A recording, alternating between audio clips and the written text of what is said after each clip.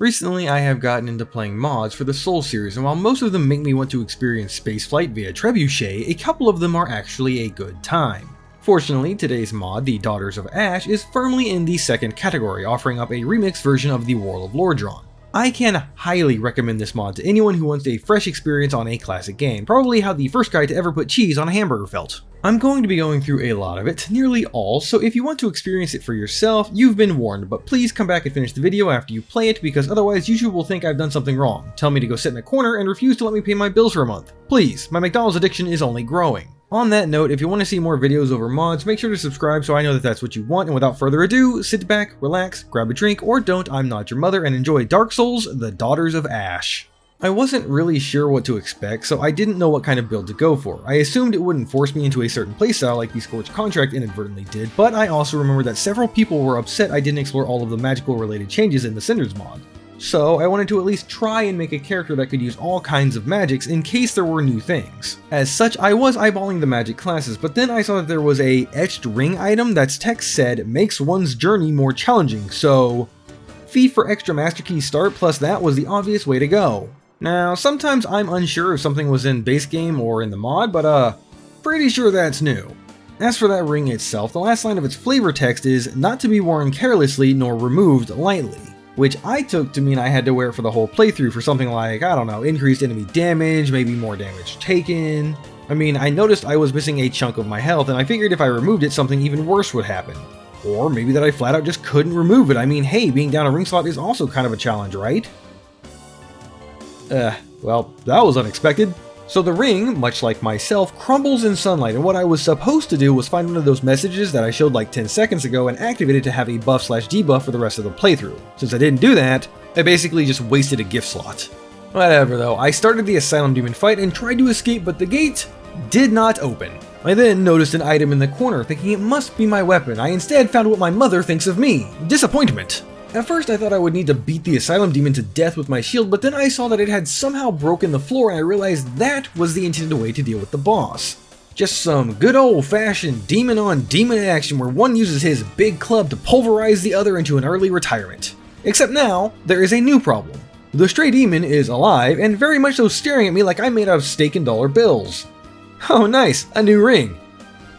Oh nice, the sweet embrace of death. The Asylum demon dropped his soul, winged chaos mote, that when used would cause me to gain immense stamina but probably set my soul on fire, something like that.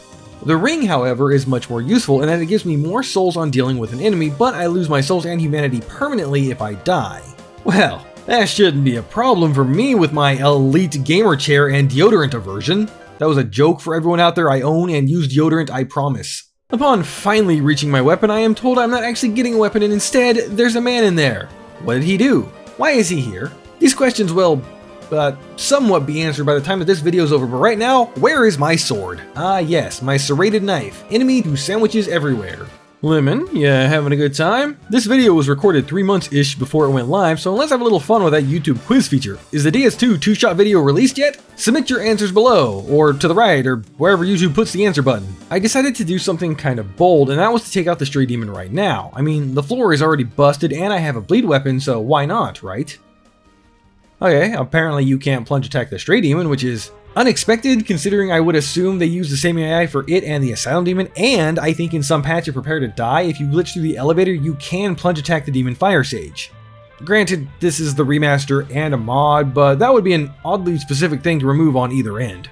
Anyway, the boss is literally just the stray demon, completely unchanged except for the fact that there isn't a health bar. I mean, he died, so it doesn't really matter, I guess. They also both gave me the victory achieved screen and a drop, but I can't help but feel maybe I wasn't intended to be here yet. I don't know. I did get a cool 30,000 souls thanks to that ring though, and a red Titanite slab, which I mean would probably be a cool paperweight on my desk. With nothing left to do, I take the crow taxi out of the asylum, ready to start my adventure. Upon arrival, I immediately put all my points into vitality, endurance, and strength because my monster energy riddled brain could only comprehend bonk and I had forgotten about that whole use magic thing temporarily. But either way, I knew a good starting weapon would be the classic Zweihänder. Or not. Scouring the rest of the graveyard, I find some other new items like the Soul of a Lost Cleric and Soldier. These souls have unique effects such as restoring HP and boosting attack power. So you know, that means I'll never use them. I was surprised, though not unhappy, to find that the chests hadn't been replaced with mimics, and even more so that what they dropped was unchanged. I guess the homeward bones were too valuable to be altered. Agreed though. Ah yes, the JK Special. He actually had nothing to do with me playing this mod, but if I say his name, perhaps it will cast a spell on the video and something good will happen. Unsure of what to do now, I decided it would simply be best to progress the game like normal, so I went to the Undead Burg. There were a few enemies changed, a boulder knight here, a dog there. However, I would find the first of many new keys in this area, the Undead Burg latch key. The mod heavily wants you to explore the hunt for keys in all the nooks and crannies of every level, which on the one hand is fine, I don't mind being asked at all to explore, but on the other hand it means one overlooked item can cause hours of, I don't know where to go, which would be frustrating. The bonfire in this little room has been moved somewhere or taken out altogether, which means there is no midway checkpoint safety. More importantly though, I find Griggs in this little room, meaning once he's moved back to Firelink, I can start my wizard journey. First though, I'd like to secure a classic, the Reinforced Club. Ah, the merchant's gone too. Of course he is. Ho ho ho, that trap almost got me, but my elite gamer skills honed over thousands of hours of Call of Duty let me dodge it no problem. And thanks to me wanting to get the gold pine resin, I located the missing bonfire. Weird though, right? Not like they can just get up and walk away. Taurus Demon was changed a bit. See if you can spot the difference. Little bit of a premature firestorm, Mr. Hellkite. Don't worry, it happens to the best of us. Or so I'm told, I've never had that issue. Okay, so I might be wrong here, but I feel like I'm doing a whole lot less damage than normal, which is not something I can say for him. Now, that death made me wonder if I was really meant to come this way. I mean, a lot of games do that, put a strong area at the beginning that you can go down, but the high level of enemies keep you away. I mean, an extremely relevant example, literally Dark Souls 1's Catacombs.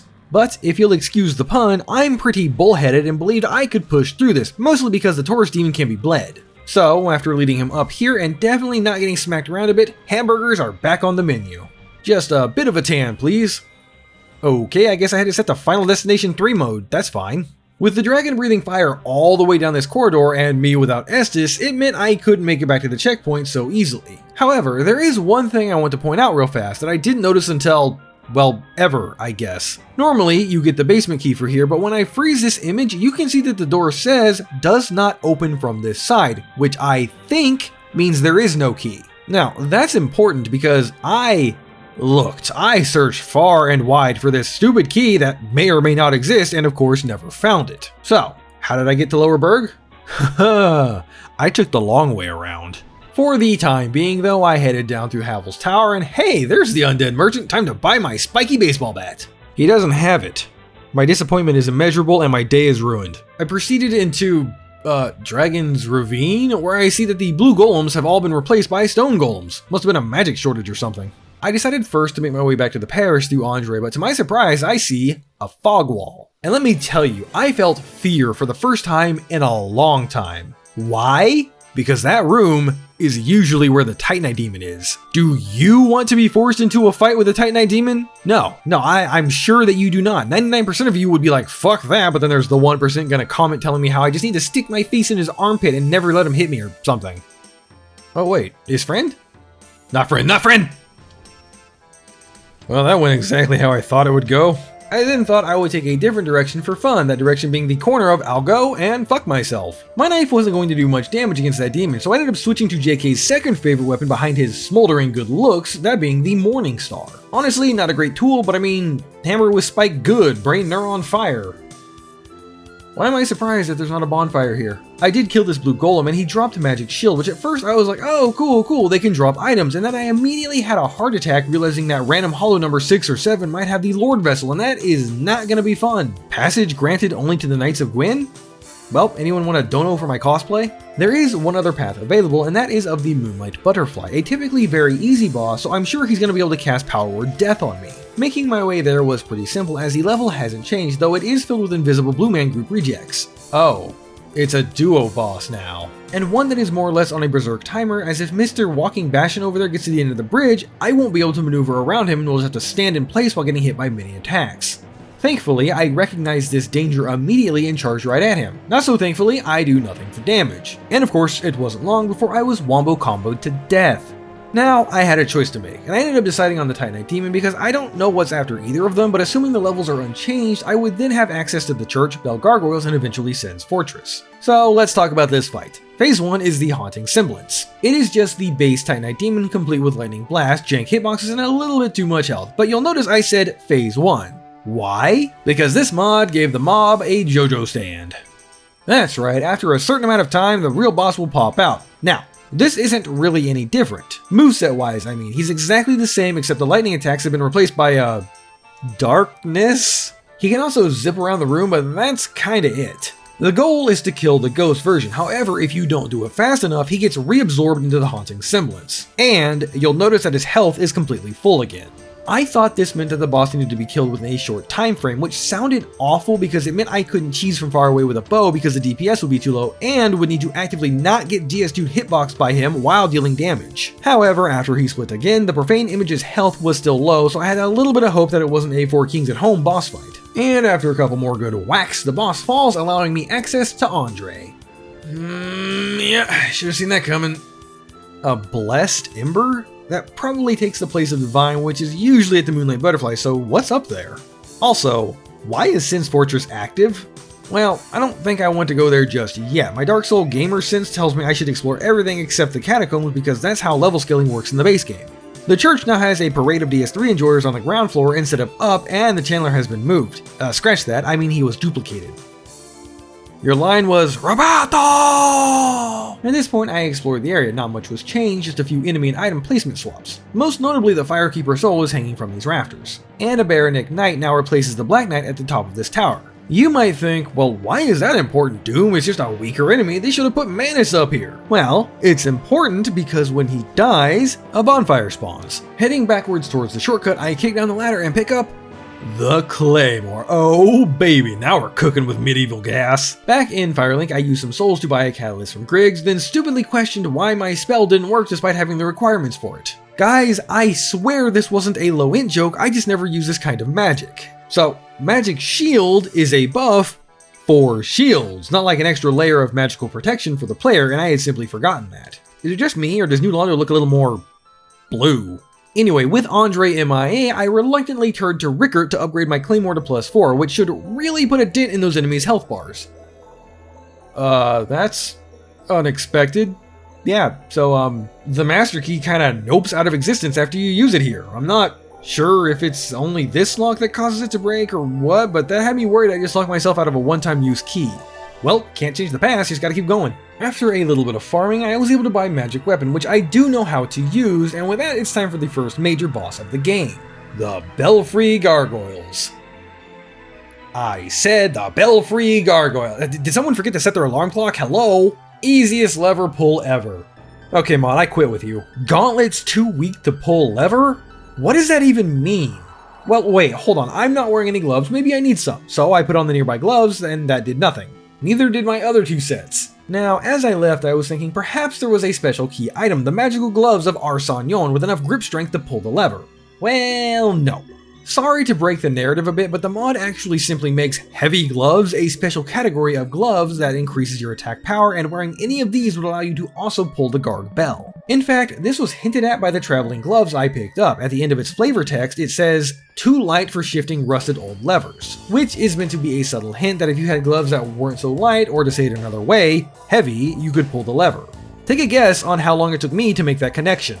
Anyway, at this point I decided the best course of action would be to figure out what was after the Moonlight Butterfly, as I had a gut feeling it was an NPC and I really wanted it to be Andre. With my strong Claymore, I was hitting much harder. Unfortunately, I still had that weird glitch. You know the one, the chads over in r/Dark Souls call it skill issue, comes up every few hours in a run. So I took a quick break to explore the part of the garden that literally no one ever explores and was rewarded with the reinforced club. I would be more than happy about that if I hadn't already found the Claymore, but it's a solid backup. As much as I wanted to change the weapons out, the upgraded difference means that the Claymore still has the edge, and after another try, the Moonlight Butterfly goes down. It only took, what, 3 tries, which is like 4 more than a dodo bird with broken wings would have taken? Oh, hello Dusk.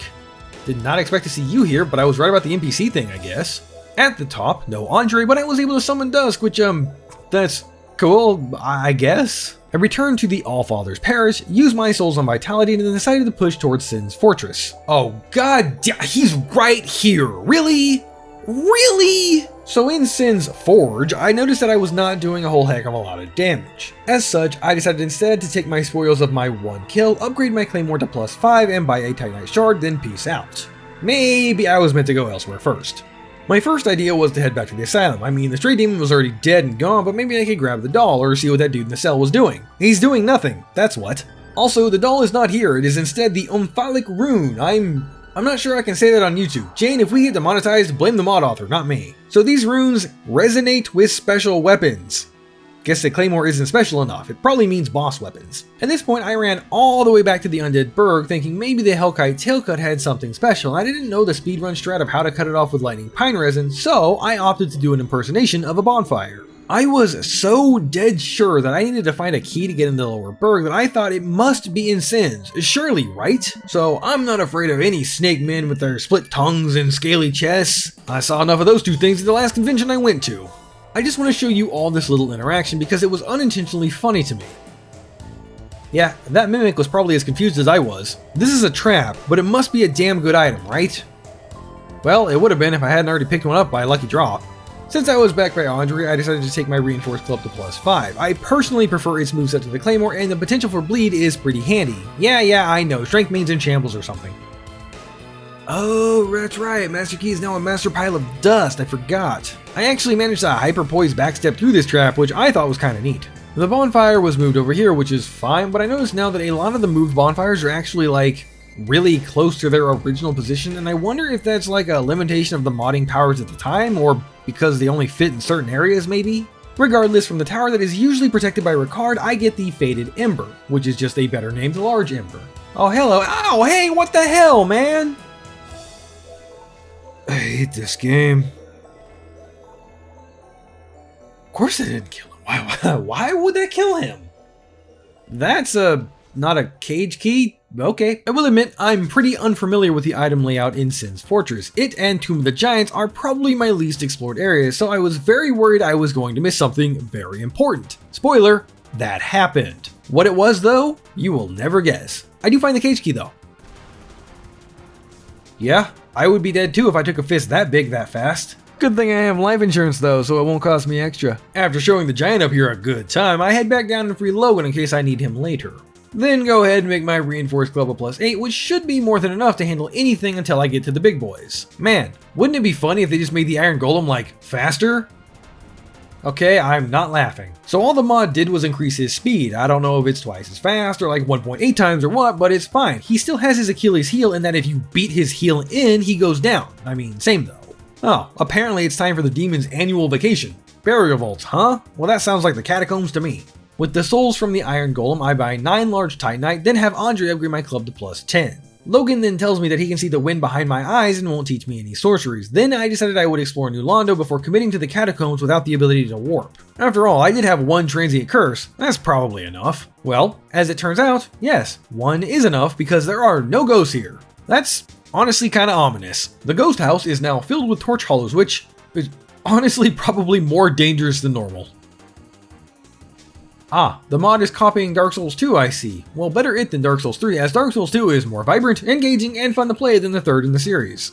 Over near the door contraption, I find the key to the valley, which would have allowed me access to the Valley of Drakes if I didn't already open the door with my pile of Master Key dust. I use some throwing knives to take out the Destroyer of Worlds group safely, then I climb up and talk to Ingrid, who is completely useless. At this point, there were a couple of places I could go, but the big two were the catacombs and Blighttown. In my head, I assumed that doing the catacombs would ultimately allow me access to Anor Londo, which should be harder than Blighttown, so I opted to go that way instead to level up a bit first. But just to make sure, I checked my corners. I wanted to explore the ravine, and doing so I picked up the Dreaming Dragon Crest ring, also some very important fashion. Anyways, the ring gives extra attunement slots, but makes me have noodly arms, so right now that is a horrible trade-off with my IQ of 12. Right, it's time to enter the back door of the stinky place, and I already hate how I wrote that sentence. Oh, I'm sorry, it's not Blighttown anymore, it's called the Fetid Slagmire. Actually a cool name, no notes. Laurentius, fancy seeing you down here. Also, that's not really how barrels work, but hey. Now, as you might have guessed, my dear viewers, there wasn't the standard bonfire in this cave, so I was hoping there was one in the Great Hollow. I got Cast Light, which is helpful in one specific instance, but sorry, Numenarch doesn't have a bonfire. It does, however, have toxic blow dart guys. That's a good time that I'm looking forward to. Just when all hope seemed lost, I managed to find a bonfire. Once again, just a stone's throw away from where the original placement is. What, Jane? Do you think so little of me that I would have made a crass joke about mothers with whom I would like to procreate with? Have more faith in me. Oh my god, look at the calcium cannons on her! Quelaag is completely unchanged as far as I can tell, which is good. Don't change for no mod queen or whatever people say in 2026. The reinforced club is plus 10, and for part of the fight it was enchanted with extra blue, so it did like, I don't know, 5 more damage than normal, and before long, she goes down. I probably can't pull this lever either, right? Why do I even try to guess what this mod does anymore? I use my souls to get a nice round 50 in intelligence and put the rest into dexterity for a reason that will be apparent eventually. I then pledge my life and soul to Best Girl, which awards me Great Combustion? I mean, hell yeah, that's a good spell. I decided to continue my adventure down into the fire cascades. The first thing I see is that the monster who needs a doctor is out of place, which scared me as I thought I would have to actually fight him. I've done that before. It sucks. Would prefer never to do it again. But it seems he was just stretching his legs. Of course, when I pick up his dead sister's clothes, that's when he decided he wouldn't have me around, but something kinda strange happened. Did you see that? Because I didn't. I then proceeded to beat Ceaseless off a cliff with my bare hand, but when I turned around, I saw an NPC. One that didn't immediately try to kill me. She then bowed to me, and after the cutscene played, she was gone. I believe this NPC is related to a quest. It won't be the last time we see her, nor will it be the last time quests gets mentioned. Trust me. I figured I might as well get Faith to 15 as well, just so it's balanced with intelligence, then figured I could check out the demon runes a little. My first hint that I shouldn't be here was that it took 3 hits to kill a single crag spider. No worries though, this game is about taking it slow, right? So a couple of extra swings? No problem. There was a random hostile NPC down here who, when defeated, drops the Black Knight helm, which made me think, oh, I have to collect all the pieces of the armor and then the door in Darkroot will open. Well, there are 4 Lord Souls and this one is kinda close to one of them, so maybe that's where they are.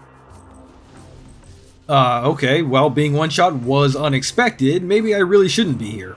I just decided to hope none of the items down there were necessary yet, and climbed out of Blighttown to meet up with Laurentius and get my red hot glove. Next stop was back to Andre to buy the repair box, something I should have done ages ago. I'm pretty sure that this mod increases weapon degradation or lowers the max durability. Though, to be fair, the reason my weapons are broken now was because of that specific rockworm attack. Next, I do the completely logical thing of buying 463 wooden arrows and finally return to Blighttown to see if there were any random items worth picking up.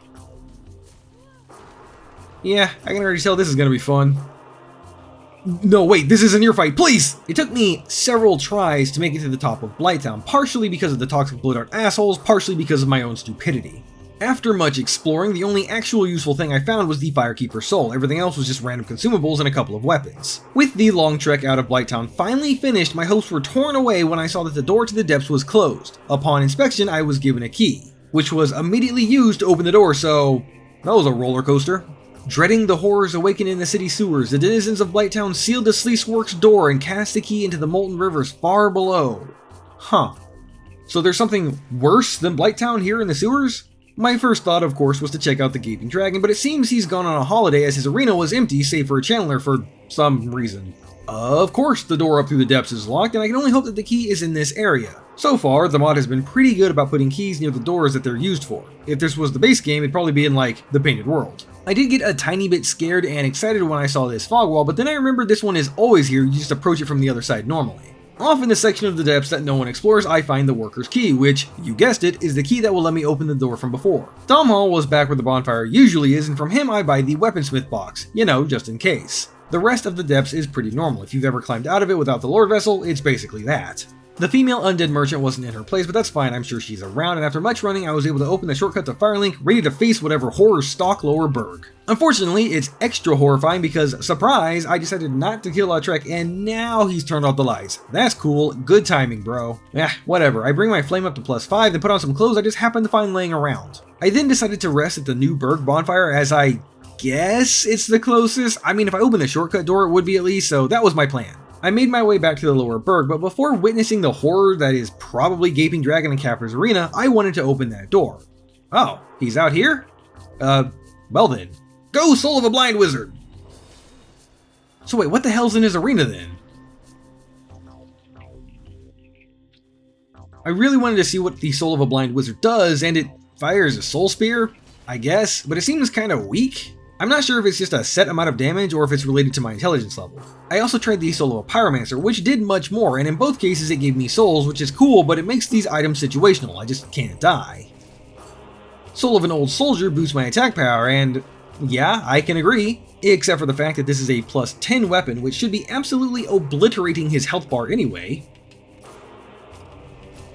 Okay, I did not expect that. Yeah, so they gave Capper a phase 2, but it's just the same, except now he has fire on his weapons.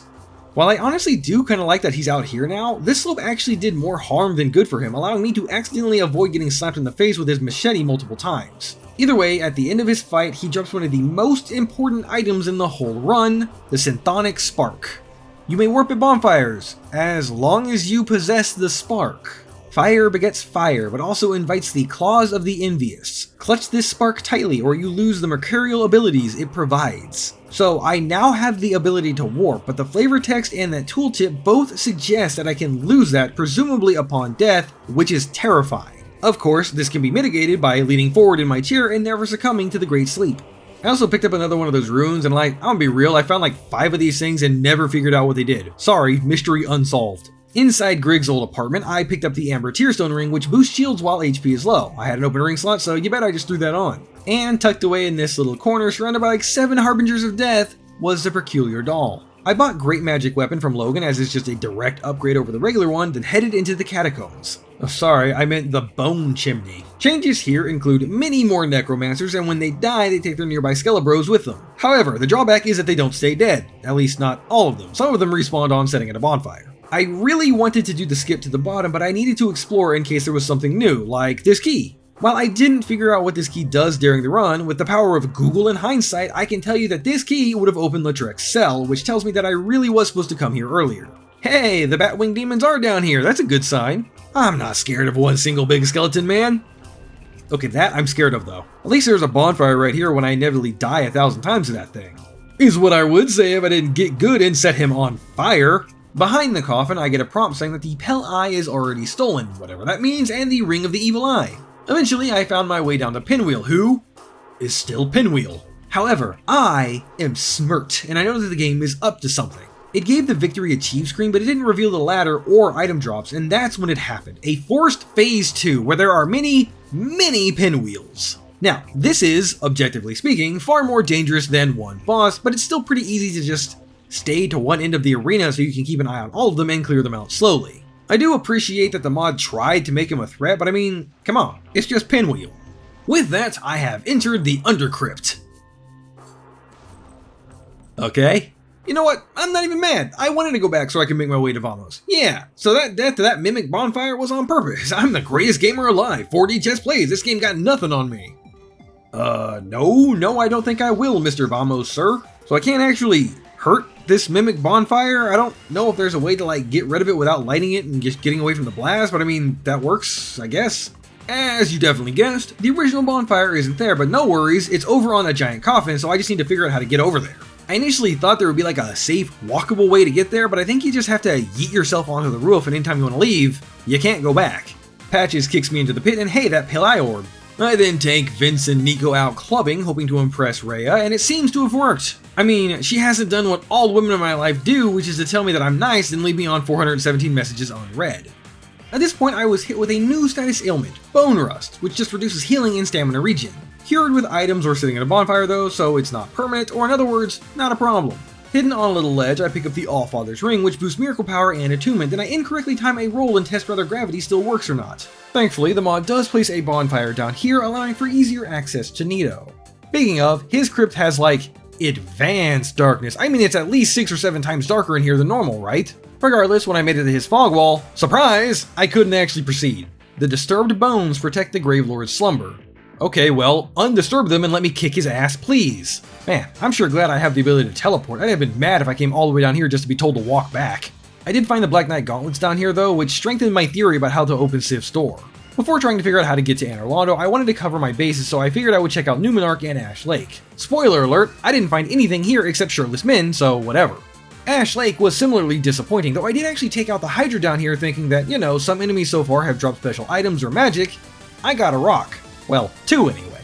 Did the Everlasting Dragon always have a depletable health bar? I mean, he still doesn't die when his HP reaches 0, but I thought he was just flat undamageable.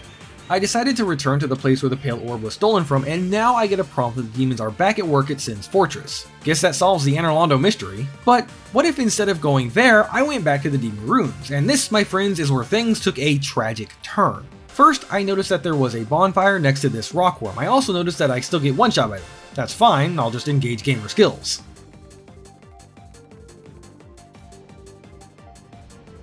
There was a second Capra demon blocking the Izalith shortcut, but he was far easier than the actual boss, I suppose as it should be.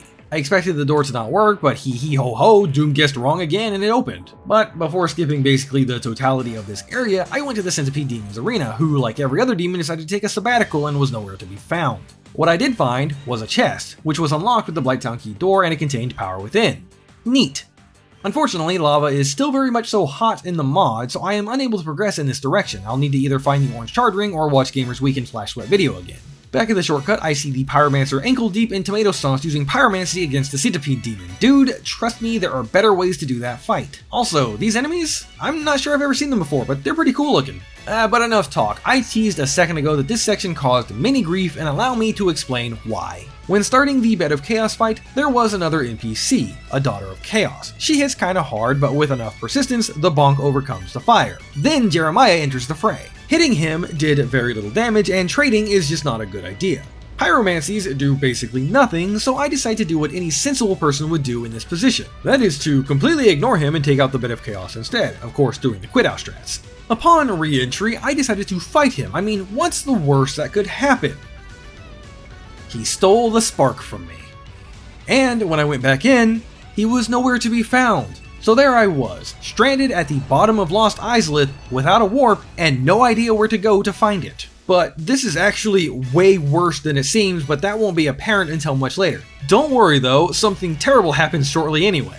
I squashed the bug, no issue, and noticed that no bonfire spawns, but that's good, as if I had touched it, I would have actually just been soft locked without force quit wrong warping. I figured since I was stuck down here, I might as well use the time to explore and find whatever hidden items there are. Now I'm stuck down here, and all my shit's broken. I was admittedly a little bit distraught at this point. I hadn't leveled up anything but that club, and even though I had the smith box, I would need souls to actually upgrade, not to mention enough Titanite. Thankfully though, this Chaos Eater can't fit through the door, and I had leveled up in high enough to be able to cast Great Heavy Soul Arrow, which ultimately allowed me to take it down, getting a handful of souls, which will let me repair my stuff. So, that's one problem solved. The Centipede Demon is still over here, and if he drops the orange charred ring, that would at least let me freely roam this area, but as you can imagine, fighting him on a very tiny piece of land surrounded by lava was not a good idea. Honestly, I didn't feel like throwing myself in that situation repeatedly, so I just bounced. Upon arriving back at the nursery, I realized I could have just used the elevator to make my life easier, but hey, they don't call me Dumb Wolf for nothing. But upon exiting, I found a couple of items, the Soul of Jeremiah and the Spark. I do not know why this is here, but apparently he died. Sucks to suck, bro. Thanks for the ability to warp, though. I noticed a Capra demon nearby, and in my own headcanon, these things are hunting whoever has the sparks. I know that's probably not true, but I think it's a cool idea. Anyway, I think it's finally time to proceed into Anor Londo, so I make my longbow a +10 and take the Batwing Demon Express to the City of Gold. Okay, serious question. Why did you move her? Like, what was the point of that? Several enemies were changed, like the Gargs being replaced with these winged bastards. Horrible change, 0 out of 10. Hey guys, want to see me do a speedrun? I call it Death Percent. One archer is now placed directly at the top of the ramp, but the other is a little further away, but this actually makes the encounter way more dangerous as you're forced to pay attention to both of them at once. Upon walking through the fog gate, I immediately get assaulted by another Silver Knight. Surprise, the bonfire isn't there. Also surprise, it's just in the room across the hall. I wanted to see if Dragontooth was there, instead I had the most terrifying encounter of my life. Luckily, I am a trained professional.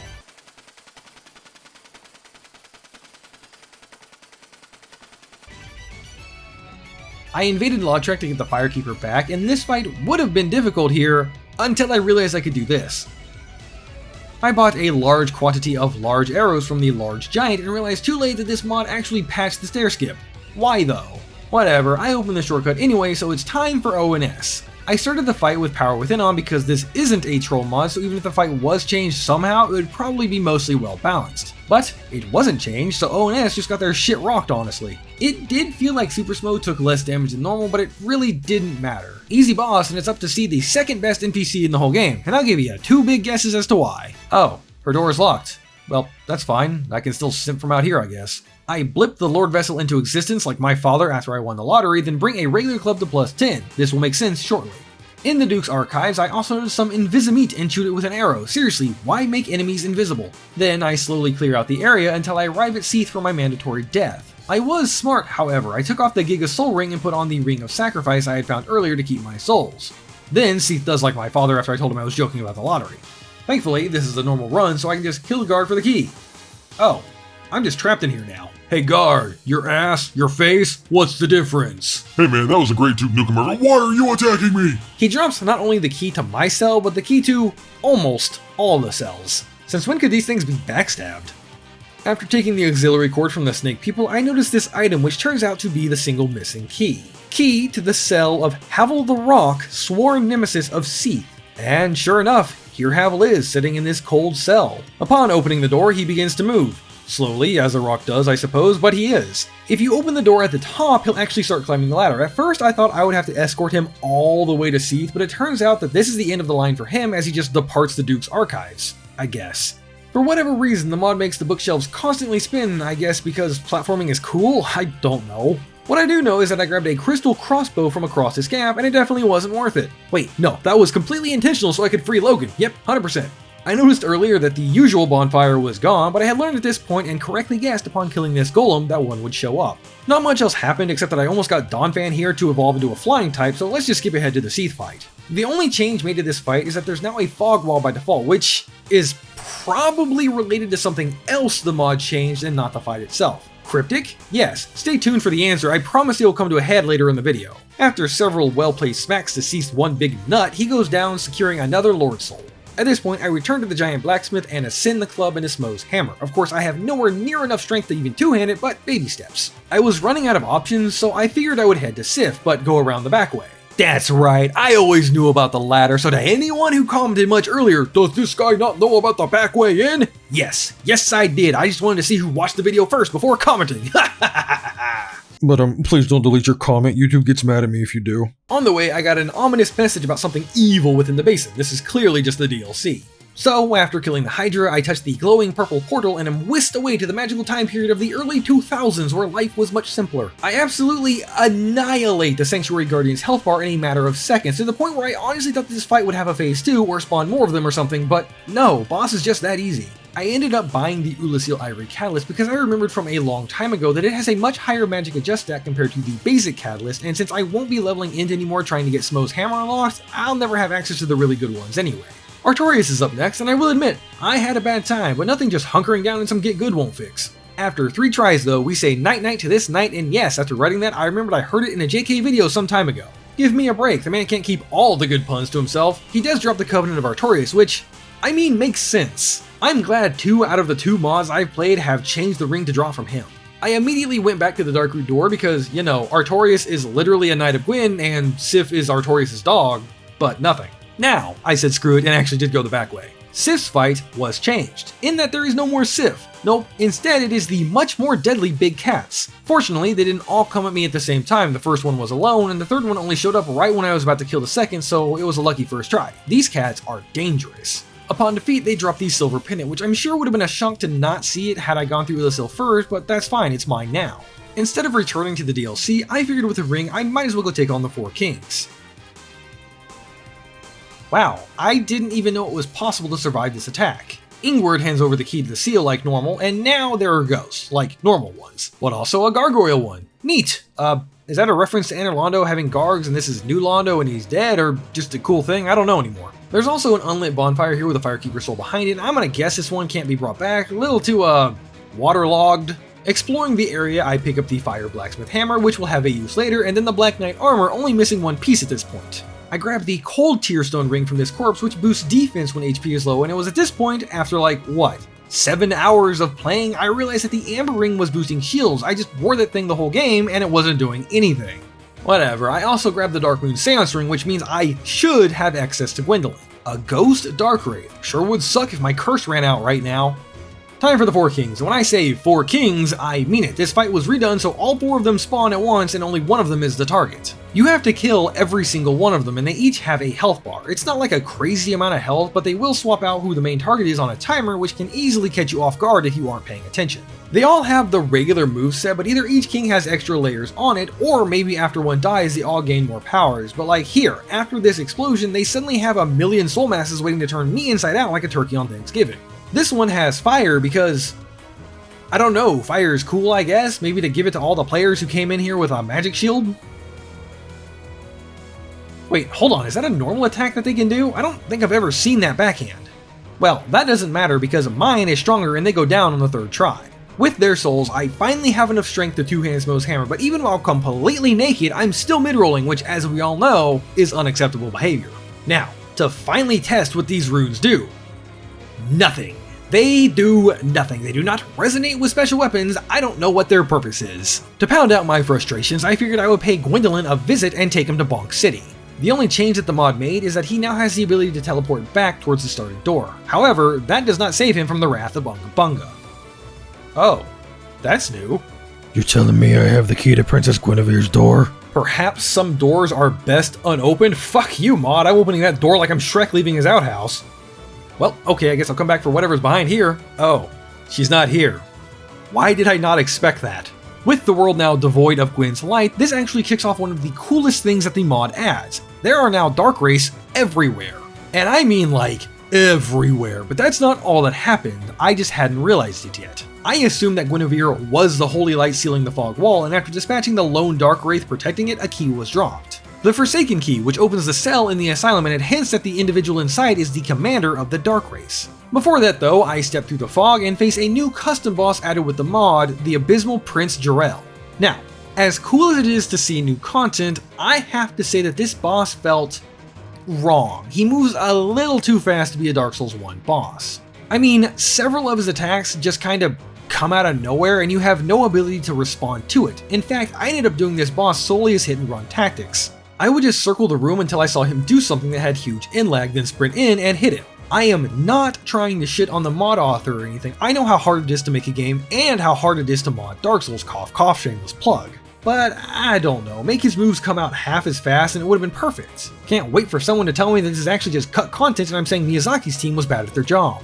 Anyway, he goes down after a couple of tries, dropping the Ashen Ring. It's seemingly useless. The ring is cold and powerless and heavy with old burdens. Why would anyone want it now, the flavor text reads. Well, things are not always as they seem, but wait just a little bit longer, dear viewer. I promise I will answer all the cryptic crap I've been saying momentarily.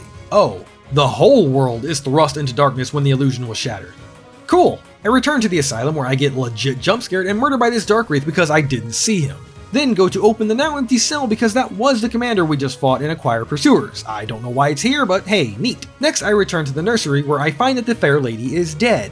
While this is a heavy blow to my heart, it's also, you guessed it, important in a moment. In fact, her death is probably the single most important thing of all of the important things I've been hinting at. But at the time, I didn't have a clue. What I did know is that there's a pyromancer here and I decided to use the soul of Quelos to share in searing pain. Yep. That's painful, alright. I return and commit pyrrhicide and find Solaire, who I had honestly just forgotten about up to now. I was here because I wanted to explore Lost Izalith. I do know that there are like a couple random items in the lava in base game, so I was hoping that they weren't changed to a weapon like Giga Prolapse or the Greatsword, but in order to do that effectively, I needed the orange shard ring. So I needed to hatch a super cunning plan to take down the Centipede Demon. I was thinking I could have an epic Duel of the Fates, dodging on a narrow passageway while using items to keep my health.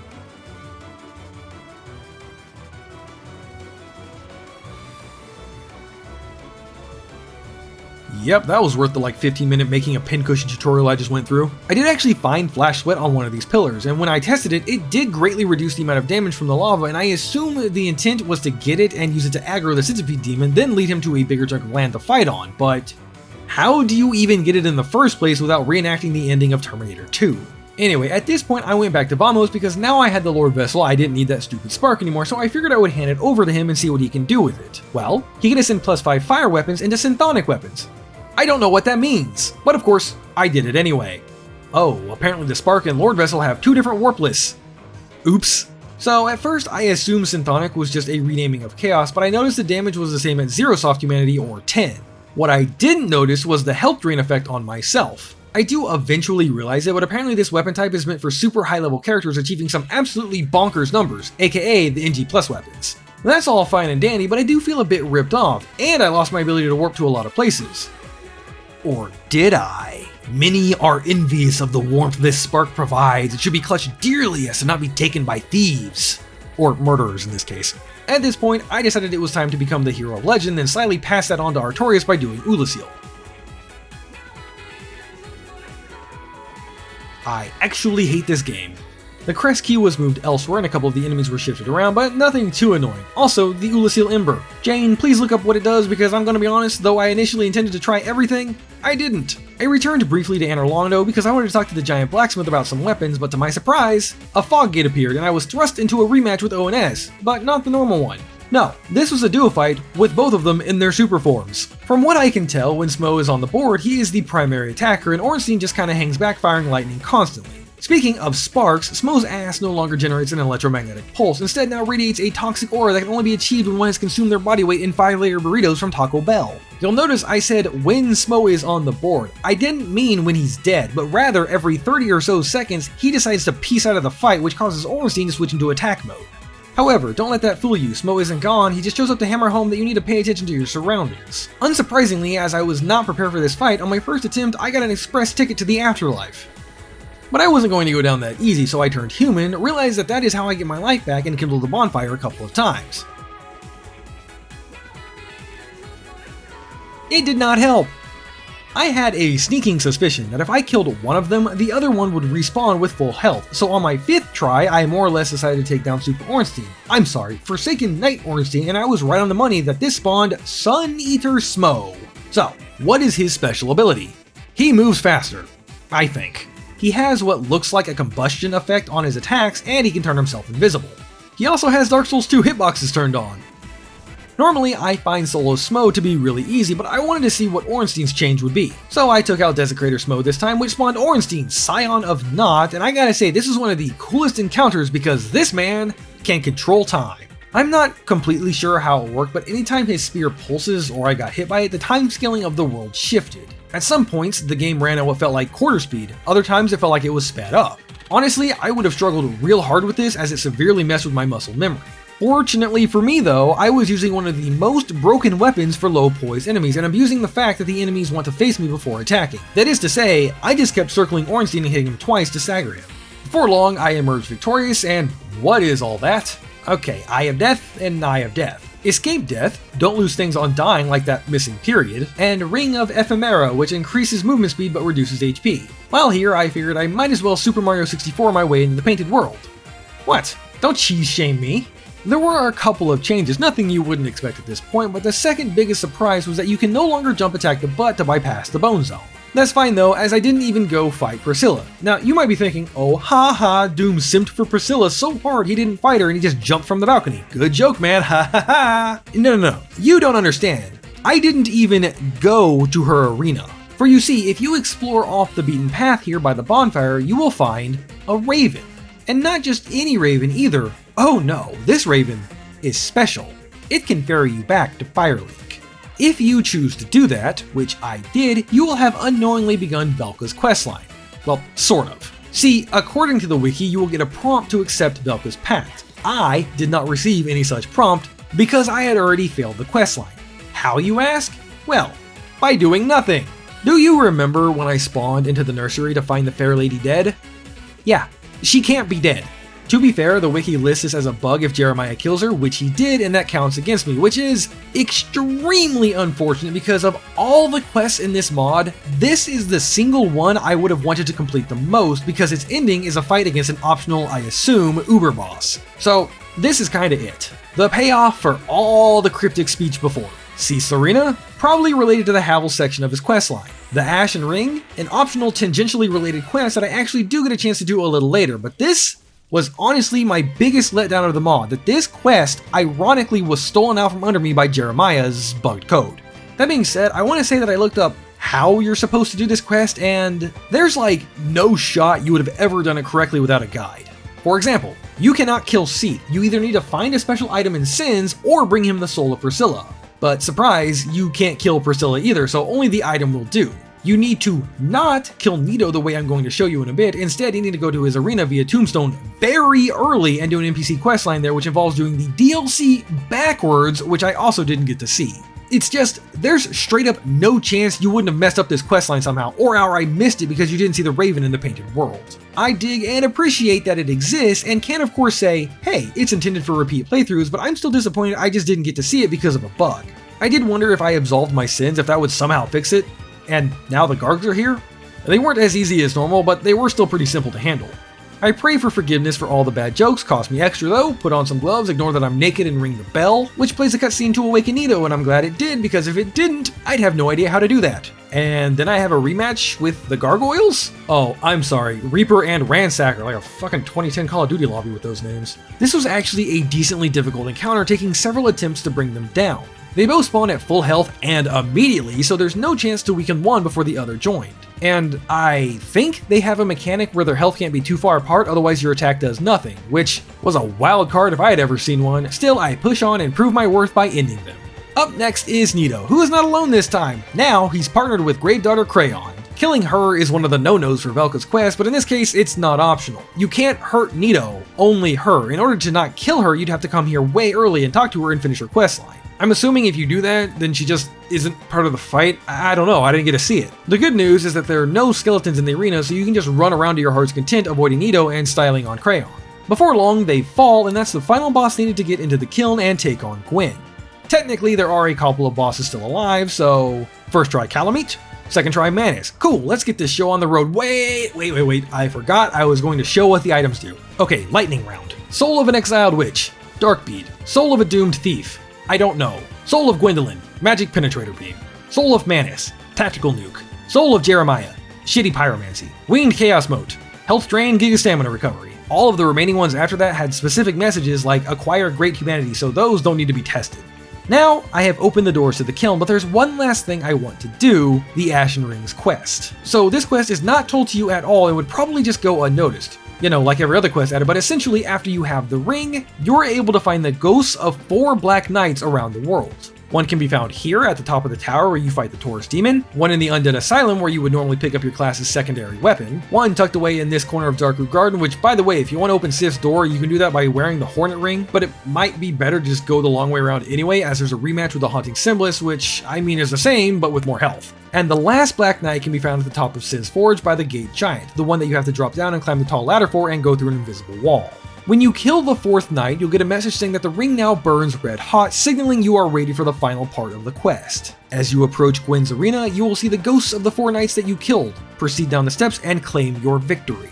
In my case, I decided to just do the good old Estes parry strat because why not? Now, when Gwyn is defeated after he disappears to ash, you will get another prompt saying that the Ashen Ring is cleansed by heat and will be given Guinevere's Ring. This ring does have some minor stat boosts and gives a few more souls on kills, but more importantly, it lets you call upon aid from those knights before. You're probably thinking to yourself, Doom, what are you talking about, you senile old dog? Everyone knows once you kill Gwyn, that's it, game over, back to the asylum with your ass. Well, yes, normally, but here, you can just leave the Kiln. And had I done Velka's quest correctly, or at all, there would be a raven waiting to take me to Gwyn, Lord of Sunlight, which I assume is just a prime version of Gwyn, Lord of Cinder. The ring would allow those 4 knights to aid in that fight, but as you can see, there is no Raven, there was no Pact, there is no Tooth Fairy, there is no Queen of England. But that is the way it goes, so to show my despair, I end the cycle of fire and plunge the world into darkness. Hey everyone, thanks for watching this week's video. This was a lot of fun. I really enjoyed this mod. It was really cool to whenever I went down to the Valley of Drakes and the Master Key shattered, I was like, oh, this is neat in like a terrible way, but not like awful way like the other mods I've been playing. This was great. I really enjoyed it, and I'm excited to do more. Also, sorry, I'm kind of sick right now. Speaking of being sick and my audio being kind of blit, there were some audio issues in this one. You might have noticed, and I apologize for that. I didn't notice them until it was way late into the development. So late that I couldn't fix it without just redoing the whole thing. And I apologize for that. But yeah, thank you everybody for watching, and it looks like we have our winner. It is Stain. You are once again this week's Grand Champion. Congratulations.